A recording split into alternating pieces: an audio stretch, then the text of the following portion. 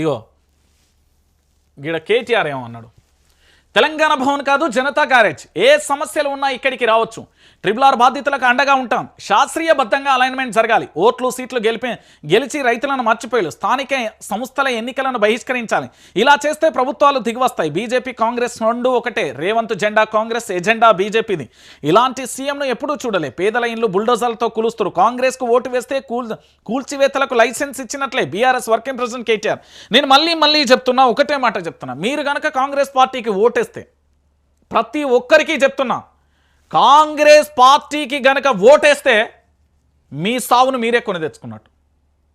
ఖబర్దార్ కాంగ్రెస్ పరార్ అనేటట్టు చేస్తే మనం ఇక్కడ బతికి బట్టగడతాం ఈ తెలంగాణ. నిజంగా ఇది వాస్తవం. ఎవరు యాక్సెప్ట్ చేసినా ఎవరు యాక్సెప్ట్ చేయకపోయినా ఇది నిజం. RRR అలైన్మెంట్ మార్పు ఎట్లా జరిగింది?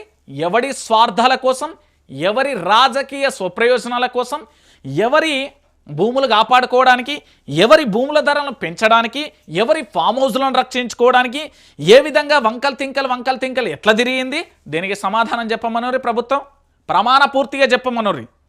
వీళ్ళు పెట్టిన మేనిఫెస్టోనే తుంగలో దొక్కిరు వీళ్ళు. ఇక వీళ్ళు ఇంకా మాట్లాడతారు, మనం వీళ్ళ గురించి చర్చించాలి.